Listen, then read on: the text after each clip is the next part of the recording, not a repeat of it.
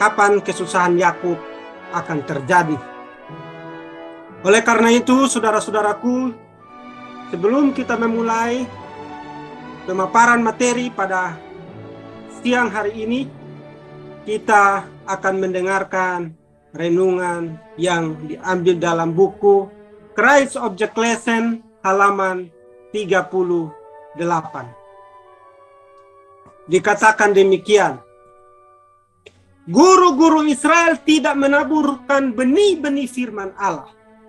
Tugas Kristus sebagai seorang guru kebenaran adalah nyata berbeda daripada pekerjaan para rabi di zamannya. Mereka berpegang pada kebiasaan-kebiasaan tradisi, pada teori-teori serta spekulasi-spekulasi manusia. Seringkali apa yang diajarkan dan dituliskan orang mengenai firman, inilah yang ditegakkan sebagai pengganti firman itu sendiri. Pokok dari ajaran dan khotbah-khotbah Kristus adalah firman Allah. Ia menjawab para penanya dengan suatu ada tertulis. Yang jelas, apakah yang dikatakan di dalam firman? Bagaimana kamu membaca? Hamba-hamba Kristus wajib melakukan yang sama. Di zaman kita, sebagaimana halnya di masa lalu, kebenaran-kebenaran firman Allah yang terpenting disisihkan untuk diganti dengan teori-teori serta spekulasi-spekulasi manusia.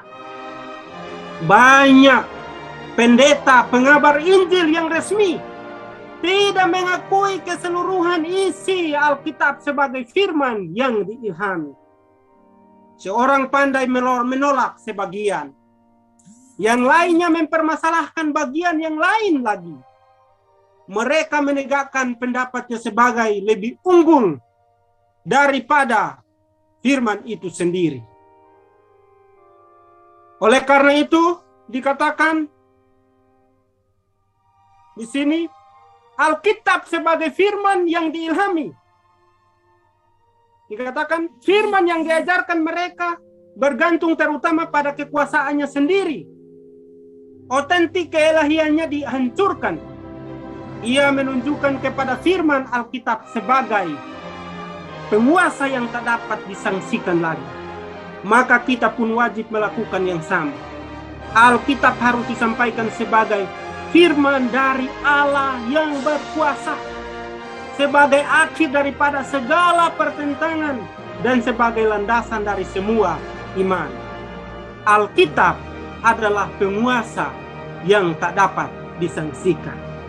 Saudara-saudaraku yang dikasihi dalam Kristus Yesus, kebenaran pena inspirasi mengatakan bahwa biarlah Alkitab itu yang katakan dirinya sendiri. Guru-guru Israel di zaman Yesus, mereka membuat firman itu dengan pengertian mereka sendiri. Ketika Yesus datang pada zaman itu, Yesus hanya menggunakan kata-kata ada tertulis. Itu yang jelas.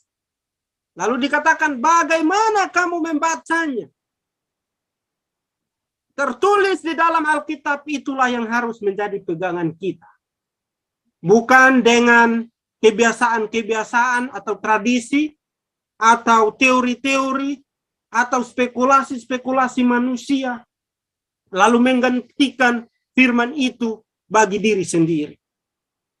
Saudara-saudaraku, hari ini kita akan membahas topik mengenai kesusahan Yakub. Kapan itu terjadi? Biarlah Alkitab yang mengatakannya. Kita harus menggunakan Alkitab yang tertulis. Bukan karena yang selama ini menurut kebiasaan-kebiasaan tradisi, menurut teori-teori serta spekulasi-spekulasi manusia. Tapi biarlah Alkitab mengatakan dirinya sendiri. Ada tertulis. Demikianlah firman Tuhan. Bagaimana kamu membacanya? Semoga dengan renungan ini, sebagai pendeta sebagai penginjil yang resmi harus mengakui kebenaran itu secara lengkap, secara utuh di dalam Alkitab itu sendiri. Bukan berarti menolak sebagian, terima sebagian. Jadi itu menurut pendapat manusia. Jadi apa kata firman itulah yang harus kita ajarkan kepada umat itu sendiri. Alkitab adalah penguasa yang tak dapat disaksikan. Semoga renungan ini menolong kita semua untuk kita terus menyelidiki kebenaran sehingga kita ketemukan kebenaran yang makin benderang dan mempersiapkan kita untuk menerima keselamatan itu. Mari kita bertelut, kita berdoa. Kita bersatu di dalam doa. Bapa kami yang di sorga, puji syukur kami naikkan di hadapan hadirat-Mu. Terima kasih atas sahabat-Mu yang suci yang Bapak berikan bagi kami. Hari ini kami bertemu lagi di webinar yang ke-26. Berkati kami semua yang hadir mengikuti acara Zoom ini. Berikan kepada kami roh-Mu, Bapak. Berikan kepada kami pengertian yang benar, agar kami mengerti firman-Mu sebagaimana tertulis. Biarlah kebenaran itu menuntun hari-hari hidup kami, mempersiapkan diri kami untuk menghadapi peristiwa-peristiwa yang membuat kami, sehingga kami harus bergantung sepenuhnya kepada-Mu ya Bapa. Berkati kami semua yang hadir pada sore hari ini. Biarlah kiranya menuntun kami dengan kuasa Roh Suci-Mu sampai acara ini selesai Bapa. Ke dalam tangan-Mu kami serahkan semuanya. Mohon kiranya ampuni dosa kami Bapa, sebagaimana kami juga mengampuni orang bersalah pada kami. Di takhta kemurahan-Mu Bapa kami datang mempersembahkan doa ini. Hanya di atas nama Yesus kami berdoa. Amin. Saudara-saudaraku, kita akan mengikuti pemaparan materi kapan kesusahan Yakub akan terjadi. Saudara-saudaraku, kalau kita berbicara tentang kesusahan Yakub, kalau kita bicara tentang kapan, berarti ini mengenai periode waktu. Periode garis waktu, kapan ini akan terjadi. Dan apakah sudah digenapi atau belum, kita akan saksikan hari ini. Mari kita lihat. Mengapa umat Allah akan menghadapi kesusahan Yakub? Kita lihat pengalaman Yakub sepanjang malam dan penderitaan itu melambangkan cobaan melalui mana umat Allah harus lalui sebelum kedatangan Kristus yang kedua kali. Nabi Yeremia di dalam khayal yang kudus memandang kepada masa ini, berkata, telah kami dengar jerit kegentaran, kedahsyatan, dan tidak ada damai. Setiap muka berubah menjadi pucat. Hai, alangkah hebatnya hari itu. Tidak ada taranya.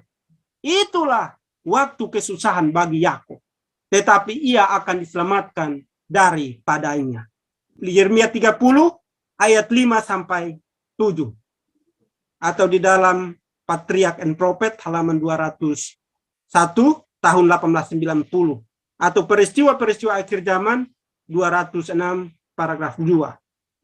Saudara-saudaraku, kepada Nabi Yeremia, Tuhan sudah menunjukkan peristiwa ini. Pertanyaannya, kapan Yeremia 30 ayat 7 ini terjadi? Oleh karena itu, kita harus melihat kisah aslinya Yakub. Inilah timeline kisah asli Yakub. Mari kita lihat di sana. Saudara bisa lihat di layar saudara. Di sana ada Ishak. Ada Ishak, ada Ribka. Nah, kita lihat bahwa Ishak dan Ribka ini adalah ayah daripada dua kembar anak ini, Esau dan Yakub. Mereka itu lahir dari satu ibu. Mereka itu berasal dari ayah yang sama. Kita lihat saudara-saudaraku. Pada waktu kelahiran kedua anak kembar itu, Esau telah keluar lebih dahulu. Dan Yakub berpegang pada tumit Esau. Kita bisa lihat di situ. Esau adalah anak yang pertama sekali lahir. Jadi kalau kita lihat di sini, apapun juga yang akan diwariskan menurut hak kesulungan, yaitu adalah kepunyaan Esau. Hukum Alkitab menggariskan bahwa anak sulung mempunyai hak untuk jabatan keimamatan. Karena alasan inilah, maka Yakub ingin mendapatkan hak kesulungan kepunyaan Esau itu. Esau adalah pemburu binatang yang gagah perkasa. Yaitu, dia itu adalah orang lapangan. Semua perhatiannya tertumpah kepada pertarungannya itu. Dan kebutuhan hidupnya. Yaitu kebutuhan apa? Kebutuhan perutnya. Kita lihat, Esau, dia ini adalah selalu menaruh perhatian kepada kehidupan sehari-hari dia. Tetapi ia sangat tidak menaruh perhatian kepada kedudukannya sebagai imam. Suatu hari, Esau pulang dari ladang tanpa membawa sesuatu hasil. Sementara ia memasuki rumah, ia melihat Yakub sedang mengatur makanannya untuk dia. Lalu makanan itu menarik. Dia lihat makanan itu menarik. Lalu apa yang dia bilang kepada Yakub? Berikanlah kiranya akan aku makanan rebusan yang merah-merah itu. Karena aku ini lelah. Sebenarnya Esau bukan lelah. Karena ia sangat lapar. Melihat makanan yang baru itu, ia tidak dapat mengendalikan selera lidahnya. Kita lihat ini. Lalu apa kata Yakub? Yakub bilang sama Esau, jualkanlah kepadaku pada hari ini juga hak kesulunganmu. Jika kamu mau mendapatkan sesuatu dari makanan rebusan ini. Lalu Esau bilang, apa yang Esau bilang, saudara-saudaraku? Esau bilang begini, sesungguhnya aku ini selalu dalam bahaya maut. Entahlah apakah manfaatnya hak kesulungan ini bagiku. Akhirnya apa yang terjadi? Kalau kita lihat kata-kata ini adalah Esau sombong. Dia merasa bahwa selama ini dia tinggal di ayahnya, Ishak itu adalah orang kaya yang nggak kekurangan apa-apa. Tapi dia merasa bahwa dia tinggal di ayahnya, jadi semuanya pasti dia dapat. Akhirnya apa yang terjadi?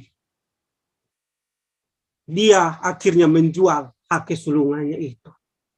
Setelah dia menjual hak kesulungannya itu, lalu Yakub dapatkan itu. Yakub juga ingin mendapatkan berkat dari bapaknya, yaitu Ishak.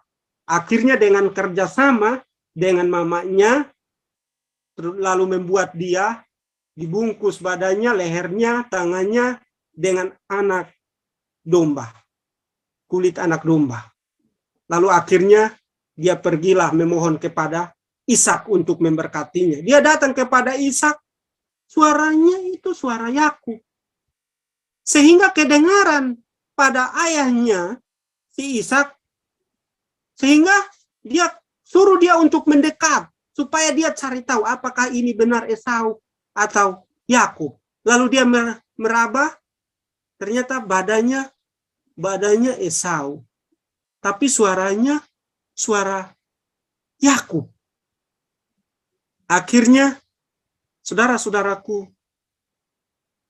dia mulai memberkati Yakub. Lalu Yakub mendapatkan berkat itu. Saudara, di sini kita bisa melihat dua anak kembar ini adalah, kalau kita lihat di sini, dua anak kembar ini adalah mereka memiliki karakter yang berbeda. Bukan saja karakter yang berbeda-beda, tapi dalam kulit, bentuk tubuh mereka juga berbeda-beda. Kalau Esau badannya berbulu, kalau Yakub badannya licin lalu putih, berbeda-beda. Berarti ini adalah sesuatu keajaiban yang luar biasa. Allah berarti punya masa depan bagi umatnya di masa yang akan datang. Hebat ini saudara-saudara. Ini bukan sesuatu tulisan yang biasa. Sebagaimana kita baca, oh ini kisah ceritanya demikianlah. Tapi ini ada maksud dan rencana Tuhan bagi masa yang akan datang, yaitu bagi umatnya di akhir zaman. Akhirnya Yakub mendapatkan dua berkat yang Yakub dapat dari kesulungan dari Esau, mendapat berkat juga daripada ayahnya yaitu Ishak. Akhirnya begitu dapat berkat, Esau menyesal karena dia sudah memberikan hak kesulungan itu. Akhirnya dia mulai mengancam Yakub untuk dibunuh. Yakub larilah ke Padan Aram. Padan Aram itu adalah tempat tinggalnya Laban di sana, pamannya. Dia bekerja di sana selama 20 tahun. 20 tahun, akhirnya dia mendapat istri, yaitu yang pertama Lea dan yang kedua Rahel dan anak-anaknya. Lalu ketika dia memperoleh itu semuanya 20 tahun, jangka waktu yang cukup lama. Lalu Tuhan katakan kepada Yakub. Yakub, di dalam Kejadian 32, saudara bisa baca di sana. 31, 32, saudara bisa baca kisah itu. Tuhan katakan kepada Yakub, Yakub, pulanglah ke rumah ayahmu, ke tanah Kanaan. Lalu Yakub bersiap-siap dengan istrinya, anak-anaknya, harta yang dia dapat pada saat itu, lalu dia pulang. Saudara bisa lihat di situ. Yakub pulang ke Kanaan. Kejadian 31 ayat 3 itu. Disinilah Yakub, di titik inilah Yakub menemui kesusahan. Yakub takut bertemu dengan Esau. Saudara, kenapa Yakub takut menemui Esau? Esau punya bala tentara 400. Di depan ada musuh. Lalu bukan hanya Esau saja yang Yakub takut, tapi ada juga di belakang dia dikejar oleh Laban. Saudara-saudara, kalau ada musuh di depan dan musuh di belakang, salah satu pengharapan kita satu-satunya adalah hanya bergantung kepada jasa Kristus. Hanya bergantung sepenuhnya kepada Tuhan. Disinilah dia dalam perjalanan pulang, saudara, dia menghadapi kesusahan ini. Akhirnya Yakub mulai mengambil kesimpulan mengendiri pada malam hari. Dia bergumul. Bergulat dengan Allah, dengan malaikat. Dia bergumul sepanjang malam. Pergumulan yang luar biasa yang dia hadapi. Tapi biar saudara tahu, di balik pergumulan itu, ada sesuatu berkat yang sedang menunggu Yakub. Ini cerita yang hebat ini. Akhirnya apa yang terjadi? Di Kejadian 32 sampai ayat 28 mencatat. Yakub bergumul melawan Allah dan manusia dan akhirnya dia menang. Yakub menang. Dia bergulat dengan malaikat itu. Dia pikir malaikat itu manusia. Ternyata itu adalah malaikat Tuhan. Sehingga dia memohon.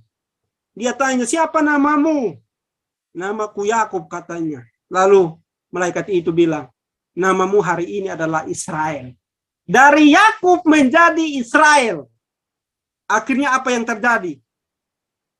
Setelah nama dia dirubah, Yakub akhirnya sampai dengan selamat ke Sikem di tanah Kanaan. Kejadian 33 ayat 18. Inilah kisah aslinya perjalanan Yakub. Jadi tepat pada saat dia sudah pulang dan dia sudah mau sampai, dia melihat ada barisan tentara 400. Wah, ketakutan dia. Disinilah pergumulan kehidupan Yakub di sini. Oleh karena itu kita bisa lihat, saudara-saudara. Saya katakan ini bukan cerita biasa yang seperti kita baca lalu udah begitu saja kita pahami. Tapi ada rencana Allah. Karena kembarnya tidak seperti kembar biasa. Biasanya kalau kembar itu sama. Rambut, hidung, semua sama. Ini beda. Ada satu maksud Tuhan yang Tuhan ingin supaya umat Tuhan itu tahu tentang rencana ini. Oleh karena itu, mari kita akan lihat. Yeremia 30 ayat 7 dikatakan, aduh, betapa hebatnya hari itu, sehingga tidak ada taranya. Itulah masa kesusahan Yakub itu, tetapi ia akan diselamatkan daripadanya. Pertanyaannya adalah, kapan kesusahan Yakub? Yeremia 30 ayat 7 ini akan terjadi. Terjadi kepada siapa ini? Yeremia 30 ayat 7 ini.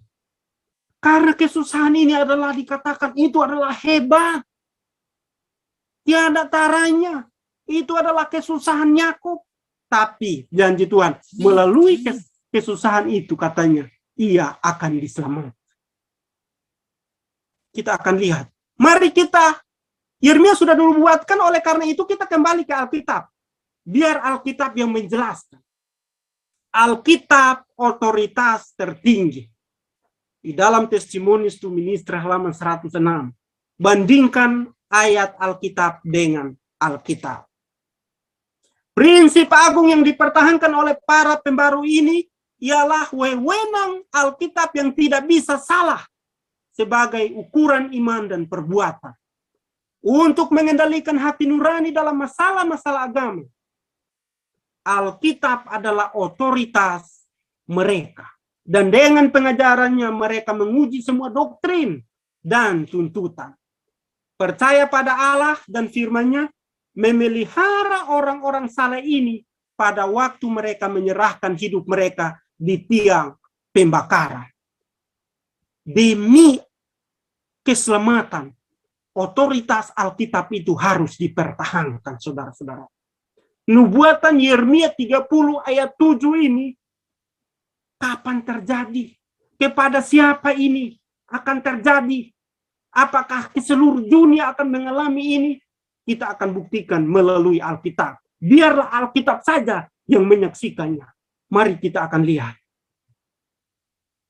Kita akan lihat slide berikutnya.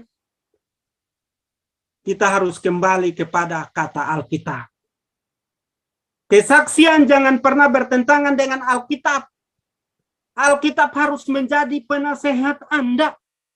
Pelajari dan saksikan yang telah Tuhan berikan. Karena mereka tidak pernah bertentangan dengan firman-Nya. Di dalam letter 106 tahun 1907. Lalu di dalam Selected Message jilid 3 halaman 32 paragraf 3. Jika kesaksian berbicara tidak sesuai dengan firman Tuhan, tolaklah. Kristus dan Beliau tidak dapat disatukan. Testimonies for the Church, volume 5, halaman 691. Jangan mengutip kata-kata saya lagi selama Anda hidup sampai Anda dapat menaati Alkitab. Ini Nabi yang katakan. Biar kita kembali kepada Alkitab. Alkitab adalah otoritas tertinggi. Maka kita harus lihat. Yeremia 30 ayat 7. Hari yang hebat dan dahsyat itu. Kepada siapakah itu akan terjadi, saudara-saudara. Oleh karena itu, biarlah Alkitab yang menjelaskan dirinya sendiri. Di dalam manuskrip 47 tahun 1901. Ketika Anda menjadikan Alkitab sebagai makanan dan minuman Anda, ketika Anda menjadikan prinsip-prinsipnya sebagai elemen karakter Anda akan lebih tahu bagaimana menerima nasihat dari Tuhan. Aku meninggikan firman yang berharga di hadapanmu hari ini. Jangan ulangi apa yang telah saya katakan dengan mengatakan Sister White mengatakan ini dan Sister White mengatakan itu. Cari tahu apa yang Tuhan Allah Israel katakan dan kemudian lakukan apa yang Dia perintahkan. Inilah tulisan Nabi yang katakan. Jangan kamu kutip kata-kata saya lalu kamu katakan ini menurut Ellen G. White yang mengatakan ini, mengatakan itu. Jangan. Tapi kita harus kembali ke Alkitab. Kalau misalnya Ellen G. White mengatakan bahwa ada pekabaran yang mengklirkan ini, menjelaskan ini, kita harus percaya itu. Karena dia Nabi. Oleh karena itu kita harus kembali ke Alkitab. Kita harus pegang teguh Alkitab itu karena Alkitab adalah otoritas tertinggi. Kalau kita belum mengerti Yeremia 30 secara keseluruhan ya, kita tidak ambil sebagian, 30 secara keseluruhan, kita harus kembali ke Alkitab itu sendiri. Apa yang dikatakan. Oleh karena itu, mari kita lihat nasihat hamba Tuhan di dalam Council on Sabbath School Work, halaman 25. Masih banyak lagi kebenaran berharga yang akan diungkapkan bagi umat dalam zaman yang gelap dan bahaya ini. Namun adalah setan yang telah berketetapan hati untuk menghalangi terang kebenaran itu, supaya tidak bercahaya ke dalam hati orang-orang. Jika kita mau memperoleh terang itu yang telah disediakan bagi kita, kita harus memperlihatkan kerinduan kita terhadapnya dengan cara mempelajari firman Allah dengan tekun. Kebenaran-kebenaran berharga yang sudah lama tersembunyi akan diungkapkan dalam sebuah terang yang akan menyatakan kesuciannya yang patut, karena Allah hendak memuliakan firman-Nya supaya ia itu kelak tampak dalam sebuah terang di mana kita belum pernah menyaksikan sebelumnya. Hamba Tuhan menasihati kita untuk menyelidiki Alkitab itu sendiri. Seandainya kalau kita tidak paham Yeremia 30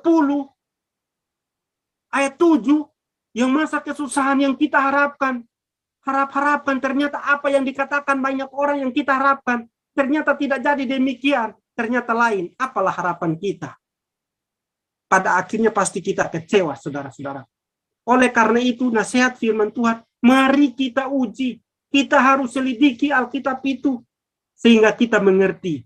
Sehingga kebenaran itu tampaknya menjadi sebuah terang di mana kita belum pernah menyaksikan sebelumnya. Hari ini kita akan melihat terang yang luar biasa di hari ini, saudara-saudara. Oleh karena itu, kita akan kembali ke Yeremia 30 ayat 1 sampai 3. Kita baca Yeremia 30 ayat 1 sampai 3, apa yang dikatakan di sana. Firman yang datang dari Tuhan kepada Yeremia bunyinya, beginilah firman Tuhan, Allah Israel. Tuliskanlah segala perkataan yang telah kufirmankan kepadamu itu dalam suatu kitab. Sebab sesungguhnya waktunya akan datang. Demikianlah firman Tuhan, bahwa aku akan memulihkan keadaan umatku Israel dan Yehuda.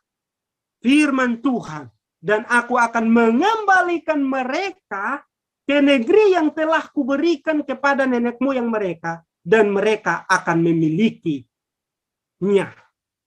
Saudara, kalau kita baca di dalam ayat 7, itu kesusahan besar yang kita anggap mungkin menurut pendapat umum banyak orang yang selama ini kita tahu, itu adalah sandelo, itu adalah kesusahan hari Minggu, itu adalah angka 66 itu. Ternyata yang bagaimana kalau yang kita harapkan itu bukan itu yang terjadi, tapi yang lain yang terjadi. Apalah harapan kita itu? Maka harapan kita itu akan menjadi sia-sia, saudaraku. Hari ini firman Tuhan, Alkitab sendiri mengatakan bahwa ini terjadi kalau kita baca ayat 4, 5, 6. Kesusahan itu seperti laki-laki melahirkan. Pernahkah saudara melihat laki-laki melahirkan? Artinya kesusahan ini tak terbayangkan. Dahsyat, hebat, luar biasa. Makanya ini ditunjukkan, Yeremia sudah melihat bahwa ini yang akan dialami adalah umat Tuhan yang akan alami ini. Ternyata inilah perjalanan umat Tuhan ketika mereka akan pulang kembali ke tanah air mereka. Sampai hari ini, dua kerajaan itu masih terpisah, baik Israel dan Yehuda. Belum pernah bersatu. Adakah kedua suku yang tercerai berai itu sudah pernah bersatu, saudara? Belum kan? Oleh karena itu hari ini kita akan saksikan. Ternyata janji Tuhan luar biasa. Tuhan mencerai beraikan mereka, Tuhan juga akan kembali mengumpulkan mereka. Karena ini adalah mereka kembali ke tanah air mereka, bukan sama halnya seperti di zaman dulu ya, dari Mesir. Kalau saudara baca Yeremia 30, 31, ini mereka pulang dari negeri utara. Berarti beda. Kesusahan yang beda ini. Kita akan lihat. Kita lihat poin-poin penting yang dikatakan di dalam ayat ini. Poin penting. Tuhan berbicara melalui Yeremia. Ini akan terjadi di masa yang akan datang. Israel dan Yehuda harus kembali bersatu. Dua kerajaan ini harus bersatu lagi, saudara-saudaraku. Tuhan akan kembalikan Israel dan Yehuda kepada tanah nenek moyang mereka. Tanah itu akan menjadi milik mereka. Ini janji Tuhan. Hanya ada satu kerajaan sebagaimana di masa kuno dahulu. Saudara-saudaraku, ternyata umat Tuhan itu harus kembali memiliki janji Tuhan ini. Yaitu tanah Kanaan itu. Tanah Kanaan ini bukan tanah Kanaan sorga. Tanah Kanaan, tanah perjanjian. Yang mana tanah yang dimiliki Abraham, Ishak, dan Yakub. Janji Tuhan ini akan kepada Israel dan Yehuda. Oleh karena itu, saudara-saudaraku, mari kita lihat. Kita baca. Kita baca selanjutnya. Kita baca pasal 30 ayat 4 dan 5. Kita akan lihat, kita ulangi lagi. Inilah perkataan-perkataan yang telah difirmankan Tuhan tentang Israel dan tentang Yehuda. Karena demikianlah firman Tuhan, kami sudah mendengar sebuah suara gemetar, ketakutan, dan bukan perdamaian. Tanyakanlah sekarang dan lihatlah, adakah laki-laki yang kesakitan hendak melahirkan? Mengapa kulihat setiap laki-laki tangannya di pinggangnya seperti seorang perempuan yang melahirkan? Dan mengapa setiap muka berubah menjadi pucat? Ayat 7. Aduh, betapa hebatnya hari itu, sehingga tidak ada taranya. Itulah masa kesusahan Yakob itu, tetapi ia akan diselamatkan daripadanya. Saudara-saudaraku, Tuhan katakan ini adalah janji Tuhan. Kesusahan yang hebat. Ini adalah kesusahan Yakub yang luar biasa. Tiada taranya kesusahan itu. Bagaikan laki-laki melahirkan. Kalau laki-laki melahirkan tak terbayangkan, saudara-saudaraku. Enggak pernah di dunia ini saudara melihat laki-laki melahirkan. Artinya masa itu masa kesusahan yang sangat dan amat besar sekali. Masa kesusahan itu. Ini adalah yang Tuhan katakan kepada umatnya.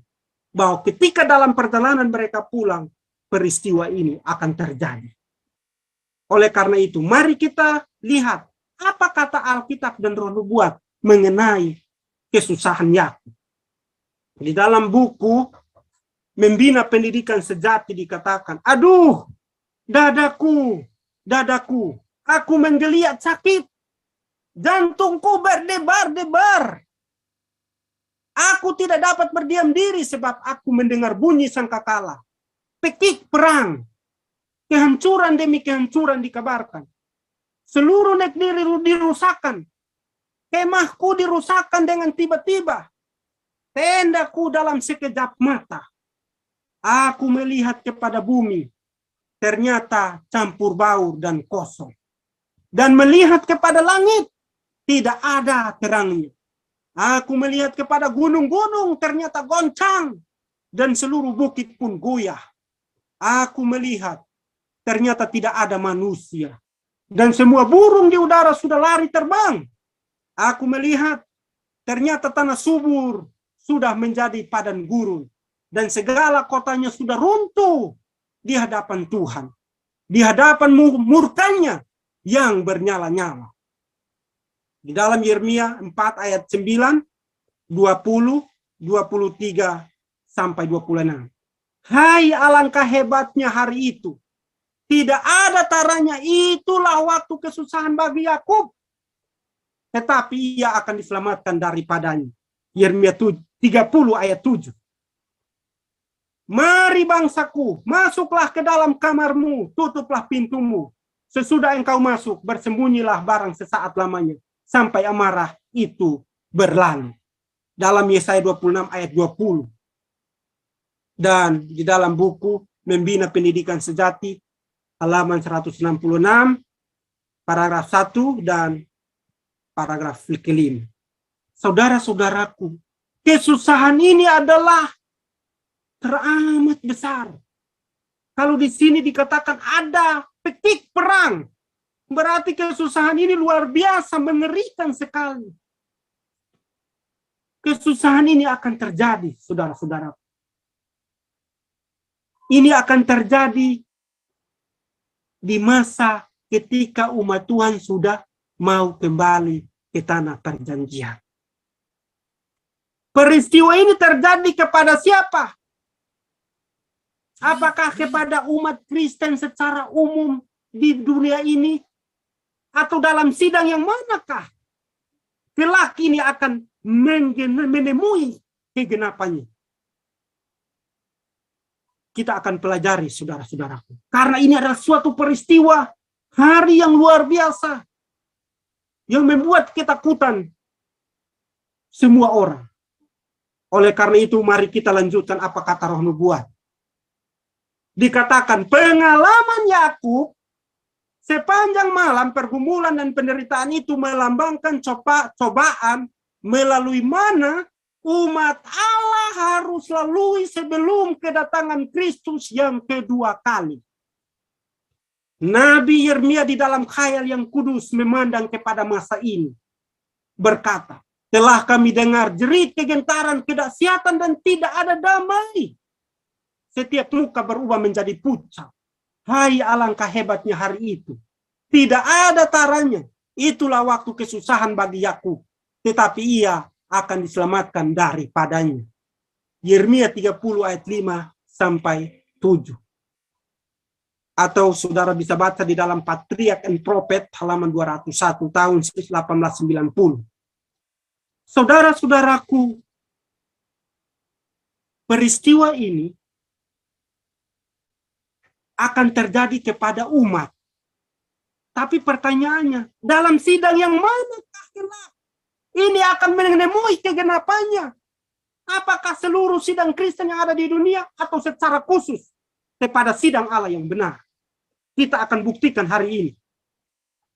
Mari kita lihat, saudara-saudara, apa yang dikatakan selanjutnya. Siapakah yang mendatangkan kesusahan Yakub?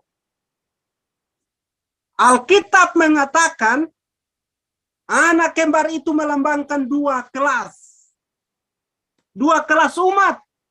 Jika ini benar, maka kita memiliki dua kelas umat di dalam sidang. Saudara-saudaraku. Kelas yang satu dilambangkan oleh Esau, kelas yang lainnya dilambangkan oleh Yakub.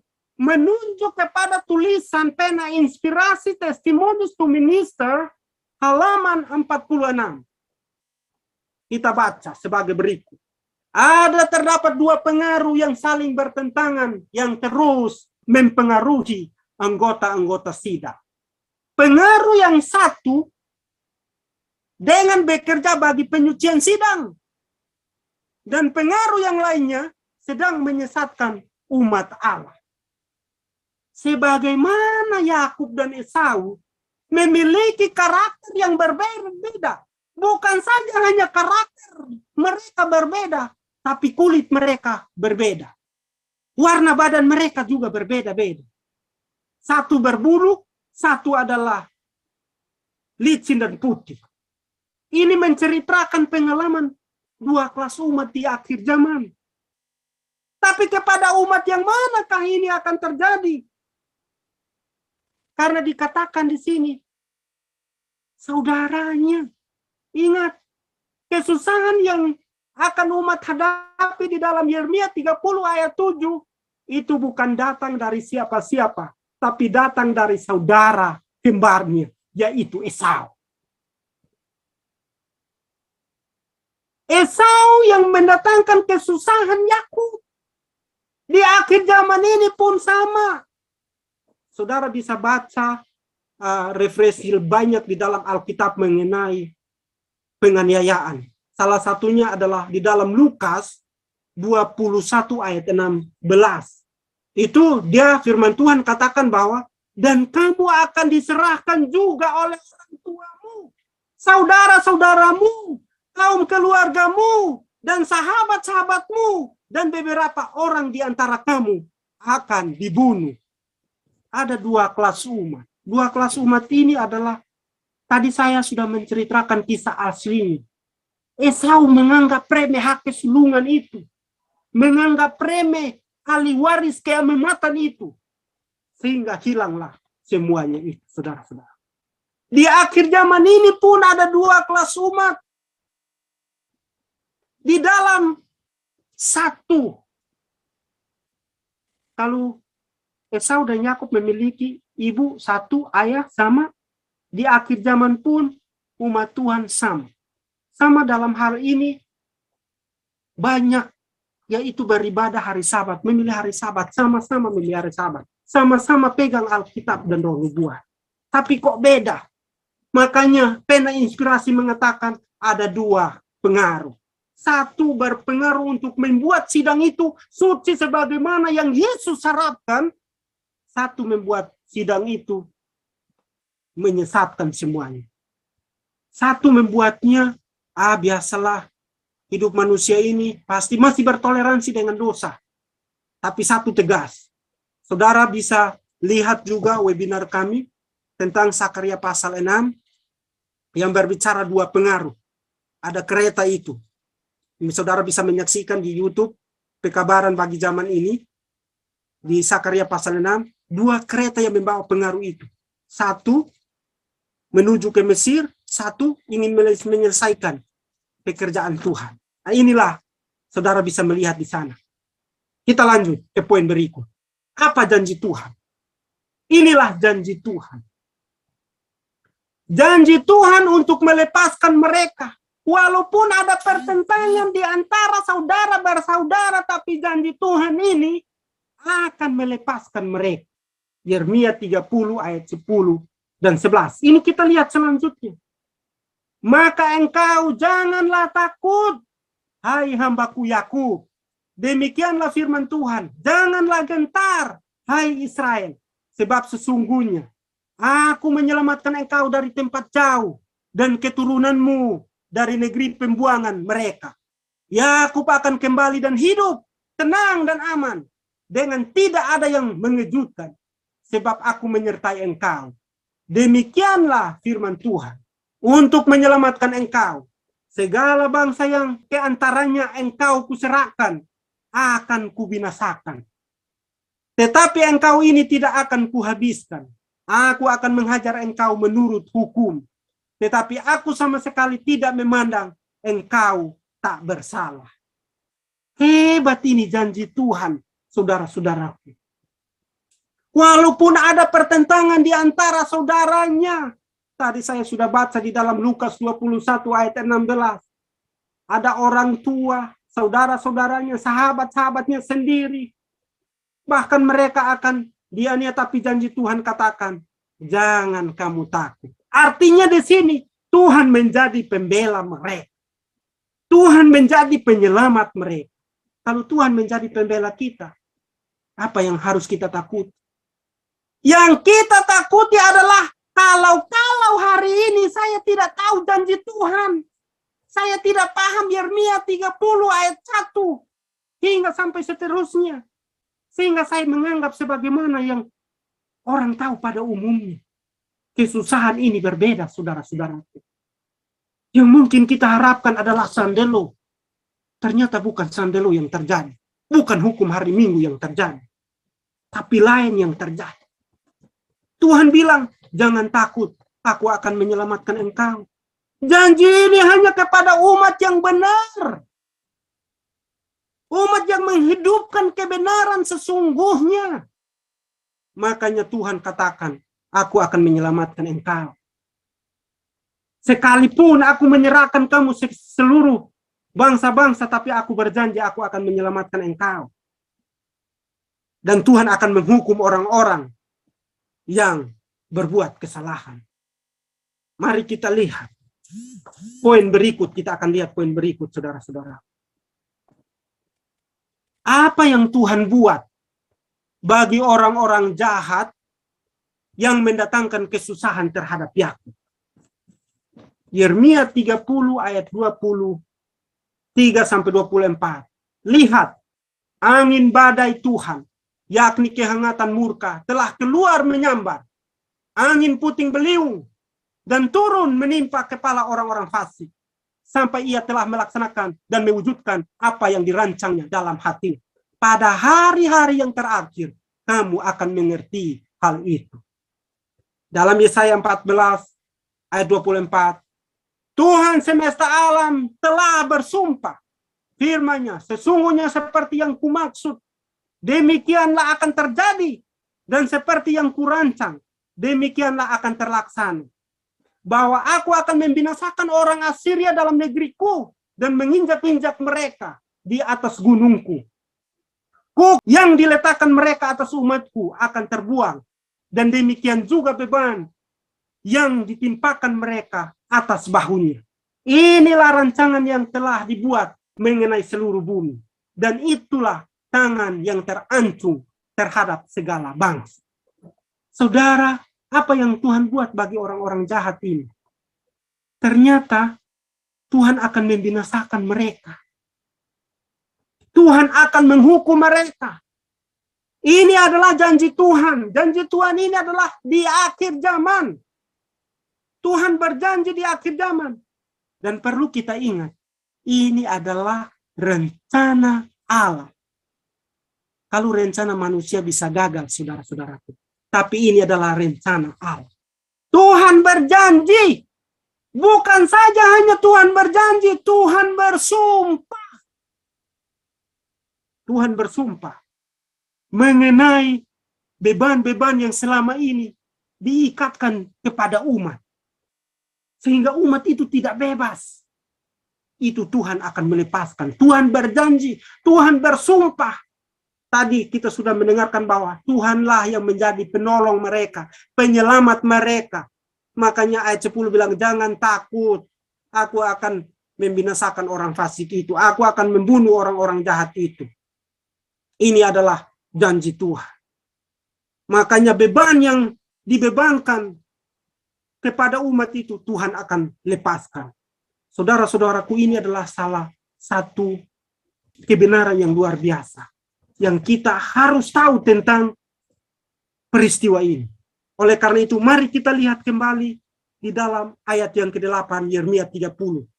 Apa yang dikatakan? Mari kita baca, Yeremia 30 ayat 8. Maka pada hari itu demikianlah firman Tuhan semesta alam. Aku akan mematahkan kuk dari tengkuk mereka dan memutuskan tali-tali pengikat mereka. Dan mereka tidak akan mengabdi lagi kepada orang-orang asing. Bayangkan itu, ayat ini janji yang luar biasa, saudara-saudaraku. Ternyata ini adalah ada satu kuk yang dimana umat harus alami. Kuk ini beban yang berat sekali. Di ayat 30, Yeremia 30 ayat 7 tadi. Kesusahan yang luar biasa yang dibebankan kepada umat. Tetapi apa yang terjadi? Melalui keajaiban Tuhan, Tuhan melepaskan umatnya. Janji Tuhan luar biasa. Bahwa walaupun ada penganiayaan, ada peristiwa yang tak tergambarkan, namun janji Tuhan akan menolong mereka. Kita lihat apa kata Nabi Tuhan tentang peristiwa itu. Di dalam buku Early Writings, halaman 36 dan 37. Pergulatan Yakub dengan malaikat itu melambangkan masa kesusahan Yakub. Di dalam Patriarch and Prophet halaman 202 dan 203. Sebuah keputusan telah dikeluarkan untuk membunuh semua orang suci, sehingga membuat mereka menangis siang dan malam, memohon kelepasannya. Inilah masa kesusahan Yakub. Di dalam buku CET, halaman 100, paragraf 3, sebuah dekret dikeluarkan untuk membunuh orang-orang kudus yang menyebabkan mereka menangis siang dan malam untuk pembebasan. Ini adalah masa kesusahan Yakub. Kemudian semua orang kudus berseru dengan kesedihan yang mendalam dan dibebaskan oleh suara Tuhan. 144.000 menang. Wajah mereka bercahaya dengan kemuliaan Tuhan. Di dalam kutipan ini, bahwa kesusahan ini adalah yang dialami adalah mereka yang 144.000. Mereka adalah calon-calon 144.000. Ingat, calon-calon 144.000 adalah terdapat di mana? Di sidang yang benar. Jadi saudara bisa juga saksikan kembali di YouTube kami, Pekabaran Bagi Zaman Ini, di dalam pelajaran Wahyu pasal 7. Ini adalah 144.000. 144.000 ini yang mengalami kesusahan ini. Berarti kesusahan ini adalah kesusahan bagi sidang Israel yang benar. Kesusahan ini bukan kepada dunia, saudara-saudaraku. Dunia adalah Babel, Babylon, kacau balau nantinya. Kesusahan ini pertama dimulai di dalam sidang. Inilah kesusahan Yakub. Makanya mereka bergumul siang dan malam. Bergumul sebagaimana Yakub bergumul. Sehingga dalam pergumulan mereka ada keputusan. Ada satu dekret yang dikeluarkan untuk membunuh mereka. Tapi apa yang terjadi? Kita akan lihat, saudara-saudara. Dikatakan, ini Roh Nubuat yang katakan, tadi adalah kutipan daripada pena inspirasi. Dan di dalam Prophet and King, halaman 725. Dengan memakaikan senjata kebenaran Kristus, sidang akan memasuki peperangannya yang terakhir. Indah seperti bulan, cerah seperti matahari, dan hebat seperti suatu bala tentara dengan panji-panjinya. Ia akan keluar, memasuki seluruh dunia dengan kemenangan dan untuk memenangkan lagi. Hebat janji Tuhan ini, saudara-saudaraku. Ternyata sidang itu harus suci. 144.000 melalui satu pergumulan yang luar biasa. Pergumulan apa? Ternyata datang dari saudara-saudaranya sendiri. Ini. Mari kita lihat slide berikutnya. Siapakah yang dilambangkan oleh Yakub? Ini di dalam buku The Great Controversy halaman 649. Dengan mereka menyanyikan suatu lagu yang baru di hadapan takhta, satu lagu yang tidak dapat dipelajari kecuali yang 144.000 orang tersebut. Karena itulah lagu Musa dan anak domba. Itulah lagu pengalaman. Pengalaman seperti itu tidak dialami oleh rombongan manapun juga. Mereka itulah yang mengikuti anak domba itu kemana mereka pergi. Mereka inilah diubahkan dari antara orang hidup di dunia ini yang dianggap sebagai buah-buah sulung bagi Allah dan anak domba. Mereka inilah yang keluar dari kesusahan besar. Mereka telah mengalami masa kepicikan yang belum pernah terjadi seperti itu sejak bangsa-bangsa Adam. Mereka telah menanggung kesusahan pada masa kepicikan Yakub. Mereka telah berdiri tanpa pengantara selama dicurahkannya hukuman Allah yang terakhir. Di dalam The Great Controversy 649. Saudara, kalau kita baca poin ini, siapakah yang dilambangkan oleh Yakub? Yang dilambangkan oleh Yakub adalah mereka yang 144.000. Makanya saudara boleh saksikan kembali YouTube kami tentang Wahyu pasal 7. Rombongan pertama, buah-buah pertama dan buah-buah kedua. Inilah mereka yang menemui kesusahan itu ketika mau kembali ke tanah perjanjian. Mau pulang. Karena janji Tuhan kepada mereka. Apa Tuhan berjanji kepada mereka? Mari kita lihat poin selanjutnya. Jelas di dalam kutipan tadi. Poin selanjutnya. Tuhan berjanji. Apa janji Tuhan itu? Di dalam kitab Mazmur 105. Ayat 8 sampai 11. Ia ingat untuk selama-lamanya akan perjanjian. Firman yang diperintahkannya kepada 1000 angkatan. Yang diikatnya dengan Abraham. Dan akan sumpahnya kepada Ishak.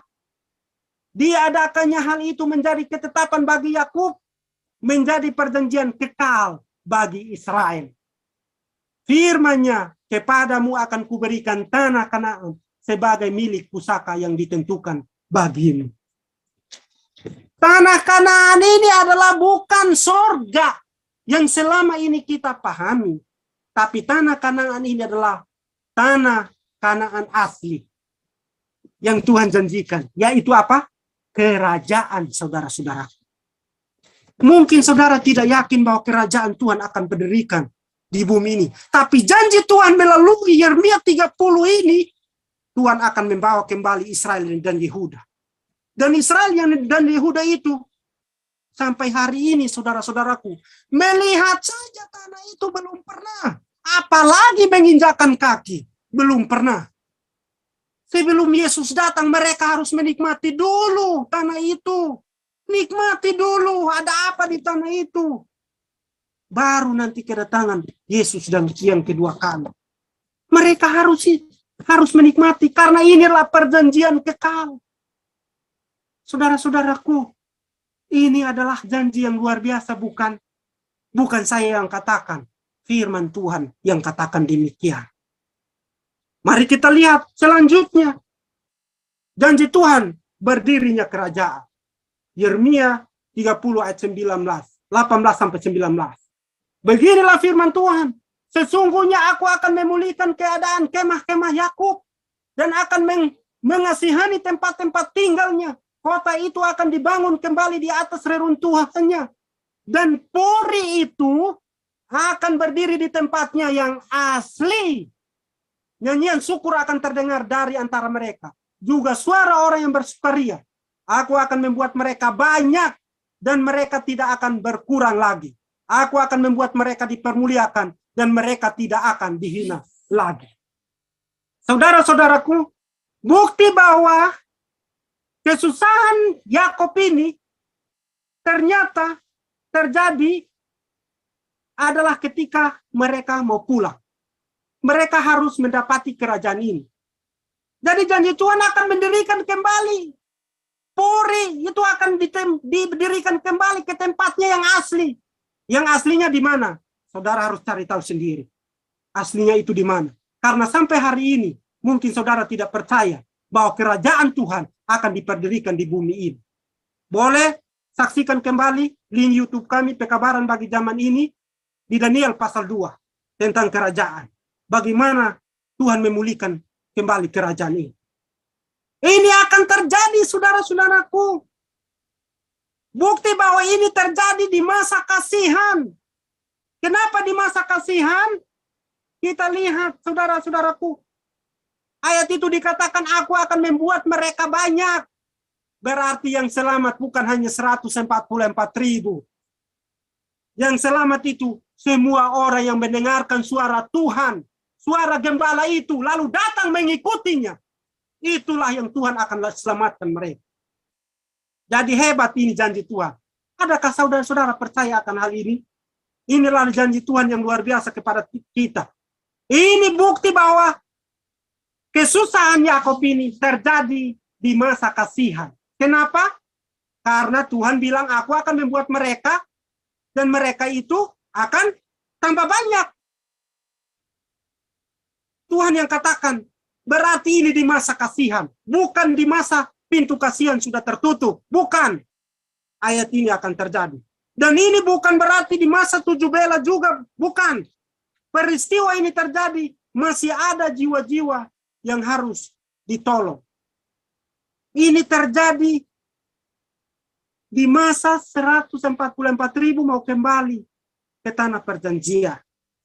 Mau memiliki tanah itu. Tapi ternyata tanah itu sekarang dikuasai oleh orang kafir. Bagaimana caranya? Nanti saudara bisa saksikan kembali di webinar kami selanjutnya akan membahas tentang konfederasi. Saudara harus terus mengikuti webinar ini. Karena pekabaran sangat penting untuk kita ketahui. Sehingga harapan kita pasti. Jangan-jangan yang kita harapkan, yang selama ini banyak orang tahu, ternyata itu bukan. Ini janji Tuhan. Bukti bahwa Tuhan masih mau menyelamatkan Yakub akhir zaman. Oleh karena itu, kita harus pastikan diri. Apakah saya ini adalah Yakub akhir zaman? Janji Tuhan berdirinya kerajaan ini kepada umatnya. Siapa umatnya? Gereja Masih Advent hari ke-7. Israel akhir zaman. Jelas. Ini jelas sekali, saudara-saudaraku. Testimonies, volume 9, halaman 164, dikatakan, paragraf 1, Gereja Masih Advent hari ke-7 sebagai orang Israel sekarang ini. Volume 3, halaman 94 dikatakan, Gereja Masih Advent hari ke-7 adalah Israel modern. Dikatakan di dalam Prophet and King, halaman 713, kita Seventh-day Adventist sidang Tuhan saat ini. Jadi kesusahan Yakub ini yang dialami adalah sidang Tuhan itu sendiri yang dialami. Sidang Tuhan. Kenapa mereka mengalami itu? Karena mereka memiliki kerinduan untuk kembali ke tanah air mereka. Tanah yang Tuhan janjikan. Jadi janji Tuhan itu harus dikembalikan ke Israel. Israel itu adalah Israel yang benar itu adalah 144.000. Sekarang ini kita masih menjadi calon-calon 144.000 saudara-saudaraku. Oleh karena itu pastikan diri saudara dan saya untuk menjadi Yakub di akhir zaman. Walaupun kita harus mengalami kesusahan yang berat, tapi janji Tuhan akan menyelamatkan kita. Makanya kata-kata ini tepat. Kita lihat Daniel pasal 12. Apa yang dikatakan? Pada waktu itu juga akan muncul Mikael, pemimpin besar itu, yang akan mendampingi anak-anak bangsamu. Dan akan ada suatu waktu kesesakan yang besar, seperti yang belum pernah terjadi sejak ada bangsa-bangsa sampai pada waktu itu. Tetapi pada waktu itu, bangsamu akan terluput, yakni barang siapa yang didapati namanya tertulis dalam kitab itu. Saudara-saudaraku, pastikan diri saudara dan saya adalah Israel. Karena janji ini kepada Israel. Daniel pasal 12 ayat 1 ini kepada Israel. Yaitu Israel yang mana? Israel di akhir zaman. Di sini adalah doa Daniel kepada umatnya, bangsanya sendiri adalah Israel. Dan ini terjadi. Tapi melalui kesusahan ini, mereka diselamatkan. Dan pastikan juga nama kita tertulis dalam kitab itu, saudara-saudara. Makanya kesusahan ini adalah terjadi di dalam sidang itu sendiri. Oleh karena itu, mari kita lihat poin-poin penting berikutnya. Apa yang terjadi? Kapan kesusahan Yakub terjadi? Terjadi di akhir zaman. Ya tentunya di zaman kita sekarang ini. Karena tadi udah banyak bukti yang menjelaskan demikian. Yaitu di dalam sidang. Pada saat umat kembali ke tanah perjanjian.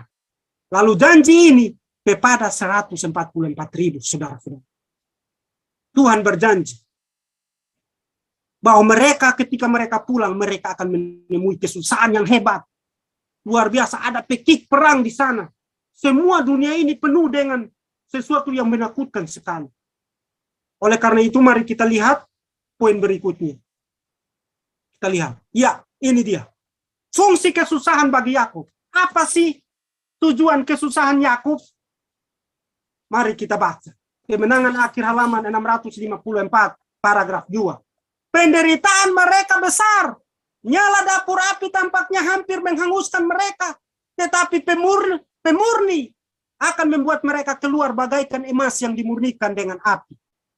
Kasih Allah kepada anak-anaknya selama masa pencobaan yang paling berat ini adalah sekuat dan selembut seperti pada hari-hari kemurkaan mereka yang paling cerah. Tetapi adalah perlu memasukkan mereka di dalam dapur api. Keduniawian mereka harus dibakar. agar citra atau gambar Kristus dapat dipantulkan dengan sempurna. Hebat ini janji Tuhan, bukan? Ternyata luar biasa. Berarti harus bersyukur melalui kesusahan itu. Kesusahan itu mendatangkan satu pemurnian yang luar biasa. Melalui kesusahan ini, gambar dan citra Allah akan kembali melalui hamba-hamba Tuhan, yaitu 144.000.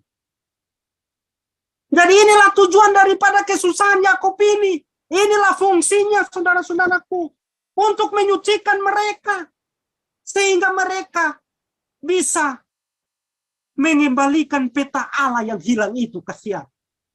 Tuhan harus mengembalikan peta Allah yang sudah dirusak oleh manusia melalui kesusahan Yakub. Inilah tujuan daripada kesusahan itu sendiri. Di balik kesusahan Yakub yang contoh itu mendatangkan berkat yang luar biasa, nama dia dirubah jadi Israel.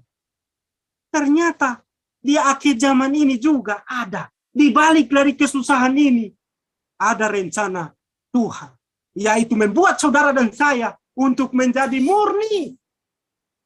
Kalau kita belum murni, kita tidak bisa bertemu dengan Yesus yang kita harapkan itu. Makanya melalui kesusahan ini, kita bisa bertemu dengan Yesus. Karena apa? Dimurnikan. Keduniawian dibuang. Hal-hal dunia itu dibuang. Dimurnikan. Gambar Kristus dapat dipantulkan dengan sempurna. Ya, itulah luar biasa tujuan daripada kesusahan Yakub ini. Jadi kesusahan Yakub ini yang dialami adalah sidang itu sendiri. Tapi kesusahan ini akan berlanjut ke dunia. Tapi berlanjut ke dunia bukan kesusahan Yakub lagi. Tapi itu adalah sandelo, tanda binatang itu yang nanti akan terjadi. Saudara sudah pelajari webinar kami yang sudah lalu. Silakan saksikan lagi webinar itu. Bahwa itu terjadi ketika ada proses penginjilan untuk menyelesaikan pekabaran Tuhan di seluruh dunia. Mari kita lihat poin berikutnya. Apa yang dikatakan? Mungkinkah kesusahan Yakub terjadi setelah tutup pintu kasihan? Tentu tidak. Mengapa? Karena ini terjadi pada saat anak-anak Yakub kembali ke tanah perjanjian. Yang berikut, karena masih ada yang bertobat. Yang berikut adalah Yesaya pasal 11. Saudara bisa baca Yesaya pasal 11. Tuhan mengangkat kembali tangannya yang kedua kali untuk membawa umatnya kembali ke tanah perjanjian.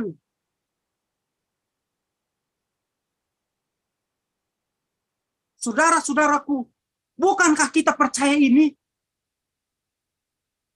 Dua kali Tuhan mengangkat tangannya untuk membawa umatnya kembali. Yang pertama adalah Israel yang sesungguhnya. Mereka keluar dari Mesir menuju tanah perjanjian. Hari ini pun Tuhan berjanji di dalam Yesaya pasal 11 bahwa dia akan kembali membawa umatnya kembali ke tanah perjanjian. Adakah saudara percaya akan hal itu? Mari baca kembali ayat itu, saudara-saudara. Lalu poin yang berikut adalah misi penginjilan terakhir. Yesaya pasal 66 ayat 15, 16, dan 19-20. Pergi ke pulau-pulau yang jauh untuk memasukkan kemuliaan Tuhan dan membawa saudaranya ke dalam kerajaan Tuhan. Di dalam Yohanes pasal 10 ayat 16 masih banyak domba-dombaku di luar kandang. Wahyu pasal 18 ayat 4. Tuhan suruh keluar dari Babylon dan pergi ke kerajaan Tuhan yang diperdirikan di bumi ini melalui siapa? 144.000. Kenapa Tuhan suruh mereka keluar dari Babylon? Karena dunia ini sudah kacau balau. Zakaria 2 ayat 7. Ayo luputkanlah dirimu ke Sion, hai penduduk Babel. Harus luputkan diri ke Sion. Karena apa yang terjadi di dunia ini sudah kacau balau. Zakaria pasal 8 ayat 21 dan 23. Banyak bangsa berduyun-duyun datang kepada kerajaan itu. Tadi di dalam Yeremia 30 ayat 18-19. Puri itu akan dibangun kembali di tempat asli. Inilah janji Tuhan bahwa semua orang harus bawa ke sana. Kenapa semua orang harus dibawa ke sana? Karena dunia ini sudah penuh dengan kesuraman, kegelapan yang pekat. Inilah yang luar biasa yang Tuhan janjikan bagi kita di akhir zaman ini. Saudara-saudaraku, mari kita lihat poin berikutnya. Ya, kita berbicara kapan kesusahan Yakub ini terjadi. Inilah timeline-nya. Kita lihat, kalau ada contoh, maka harus ada contoh saingan. Itulah kebenaran. Mari kita lihat. Awal garis pertama itu Esau dan Yakub dilahirkan kembar. Tapi tadi saya sudah menjelaskan, kembar itu kembar yang bukan secara kebetulan. Kembar itu adalah kembar yang dengan luar biasa, saudara-saudaraku. Beda. Beda karakter, beda kulit, beda semua, beda. Makanya Tuhan punya rencana di masa depan bagi umatnya. Lalu kita lihat. Menukar hak kesulungan. Keimamatan. Dia tidak hargai itu. Oleh karena itu, mari kita lihat, saudara-saudaraku. Akhirnya, tadi saya sudah menjelaskan yang aslinya bukan. Si Esau menyesal. Menyesal mau bagaimana mungkin. Dia pikir dia mau dapat kembali itu dengan kesenangannya. Akhirnya, dia menangis. Dia kecewa. Karena dia tidak bisa dapat kembali hak kesulungan itu. Nah disinilah apa yang membuat Yakub terancam. Yakub menemui kesusahan saat dia pulang ke tanah Kanaan. Sehingga dia bergumul, akhirnya Tuhan mendengar dia. Menjawab doa dia. Akhirnya namanya tadi jadi Yakub, jadi berubah menjadi Israel. Disinilah kita akan lihat saudara-saudara. Janji ini di akhir zaman. Janji ini kepada sidang Tuhan. Yaitu sidang Tuhan. Sidang kita, sidang gereja Masehat Senar ke-7. Yang dikatakan di dalam Wahyu pasal 3 ayat 14 sampai 16.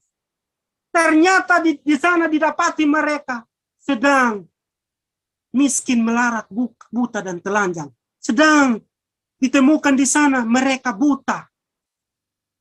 Ternyata mereka menganggap remeh nilai daripada penebusan juru selamat itu. Menganggap remeh keimamatan itu. Kita tahu Wahyu pasal 3 ayat 14 sampai 16 ini berbicara tentang keimamatan malaikat sidang itu sendiri. Malaikat sidang itu ternyata dia didapati suam. Sebagaimana si Esau. Wah, tidak menghargai nilai daripada hak kesulungan itu. Nilai daripada hak keimamatan itu dia tidak hargai. Saudara-saudaraku, inilah yang terdapat. Kita lihat timeline-nya di akhir zaman. Di dalam buku testimoni tadi kita sudah baca. Ada 2 kelas umat. Satu pengaruh untuk menyucikan umat itu.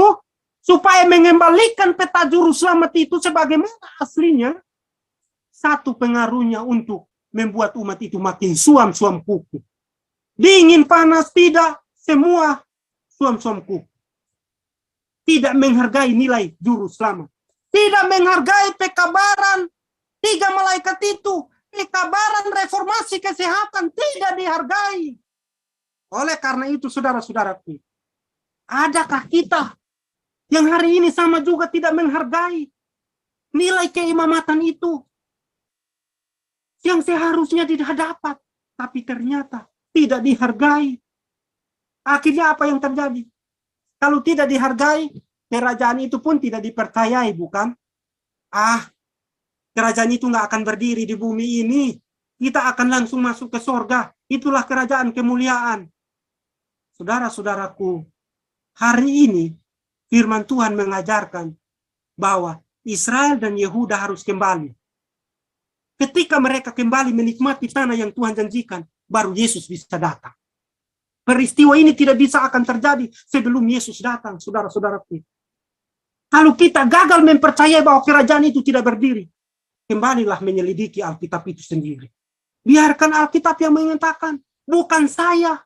Biarlah kebenaran itu yang menyatakan dirinya sendiri. Mari kita lihat akhirnya apa yang terjadi. Esau tidak menghargai nilai hak kesulungan, ahli waris itu. Saudara-saudara, Tuhan berikan kesempatan untuk menjadi 144.000, malah tidak dihargai. Akhirnya apa yang terjadi? 144.000 nggak akan terjadi itu di bumi ini. Itu hanya lambang saja. Kembali saksikan dan lihat YouTube kami, saudara-saudara. Janji Tuhan ini akan terjadi. Ketika mereka kembali, mereka akan menemui kesusahan ini. Kesusahan ini datang dari saudara-saudaranya sendiri. Saudara-saudara yang tidak setia, menghidupkan kebenaran, pekabaran tidak 3 malaikat itu. Ini janji Tuhan.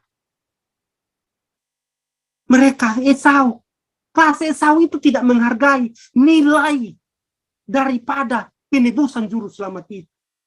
Nilai daripada pekabaran 3 malaikat itu. Sehingga reformasi kesehatan pun diremehkan dan tidak dihargai. Saudara-saudaraku. Tapi kelas Yakub, apa yang terjadi? Semangat berapi-api. Semangat untuk berjuang menjadi 144.000. Semangat untuk berjuang menghidupkan kebenaran reformasi itu. Semangat untuk melakukan perubahan di dalam diri. Itulah yang mereka berjuang untuk mau kembali ke kerajaan itu. Saudara-saudaraku, inilah janji Tuhan. Kembali ke Kanaan. Israel yang benar adalah 144.000 akan kembali ke Kanaan. Oleh karena itu, saudara-saudaraku, akhirnya apa yang terjadi? 144.000 akan menjadi imam-imam dan raja-raja. Menyelamatkan dunia ini. Jadi kesusahan Yakub ini pertama akan dialami sidang. Lalu nanti berlanjut ke dunia. Dunia itu bukan kesusahan Yakub lagi. Tapi dunia itu adalah Sandelo, undang-undang hari Minggu. Oleh karena itu, mari kita lihat kesimpulan. Apa yang saya simpulkan dari materi ini. Mari kita lihat, saudara-saudaraku. Yang pertama adalah masa kesukaran bagi anak-anak Yakub. Yang kedua, penghukuman orang-orang hidup di dalam sidang. Ini Yeskiel pasal 9. Oleh karena itu di poin 2 ini, mari kita lihat. Saudara bisa lihat gambar yang terakhir, penyucian sidang. Sebelum garis merah itu, disitulah kesusahan bagi Yakub. Artinya, sebelum Yeskiel pasal 9 terjadi, terjadilah masa kesusahan Yakub. Ada 3 golongan orang yang diselamatkan di dalam kesusahan ini. Yang pertama, orang yang tidak kuat menghadapi kesusahan itu akan dibawa tidur, ditidurkan sementara. Artinya Tuhan simpan mereka sebentar dulu. Lalu nanti Tuhan akan bangkitkan. Itu orang-orang yang mati. Ada juga orang-orang yang nanti hidup, yaitu 144.000 yang nanti hidup di sini. Itulah penyucian sidang. Di sinilah, makanya tadi kita sudah baca kutipannya kan. Apa sih fungsi daripada masa kesusahan Yakub ini? Tujuan daripada kesusahan Yakub ini apa? Untuk menyucikan sidangnya. Sehingga sidang itu boleh keluar dengan kemenangan untuk memenangkan. Prophet and King, halaman 725 tadi. Inilah, makanya sidang itu harus disucikan. Makanya poin yang kedua, penghukuman orang-orang. Disinilah kesusahan. Menjelang Yeskiel pasal 9, kesusahan Yakub ini terjadi. Lalu setelah kesusahan Yakub itu sidang sudah disucikan. Kalau sudah disucikan berarti berdirinya kerajaan. Kita lihat kesimpulan. Ketiga, kerajaan berdiri di tanah perjanjian. Untuk apa kerajaan ini berdiri? Karena dunia ini sudah kacau. Makanya saudara-saudara yang ada di dunia ini, buah-buah kedua, tuh rombongan besar, orang banyak itu harus dibawa masuk ke kerajaan itu. Lalu yang keempat, seruan keras pekabaran malaikat ketiga dalam masa undang-undang hari Minggu. Lalu setelah dibawa mereka itu, lalu poin kelima, tutup pintu kasihan. Lalu setelah tutup pintu kasihan, berarti 144.000 orang-orang yang mati. Saudara sudah melihat webinar kami kemarin tentang ada 4 kebangkitan. Semua orang itu akan harus dibawa ke kerajaan itu. Maka tutup pintu kasihan, 7 bela dituangkan. Kalau 7 bela dituangkan, gak ada lagi penginjilan ke seluruh dunia. Karena di dunia ini Tuhan akan hancurkan dengan 7 bela ini. Makanya 7 tulah terjadi. Lalu yang berikut, di akhir 7 bela, Yesus datang. Akhirnya umat Tuhan yang berada di kerajaan itu, semua yang masuk dalam kerajaan itu, mereka semua mata melihat kedatangan Yesus yang kedua kali. Akhirnya mereka dijemput. Lalu yang terakhir 1000 tahun milenium. Sekian pelajaran, semoga ini bermanfaat untuk kita mengerti bahwa ternyata kesusahan itu adalah penting untuk membuat kita mengembalikan peta Allah dan keselamatan kita dapat. Kiranya Tuhan memberkati kita semua. Amin. Praise the Lord, praise the Lord. Let the earth hear his voice. Praise the Lord, praise the Lord. Let the people rejoice. Oh, come to the Father through Jesus the Son.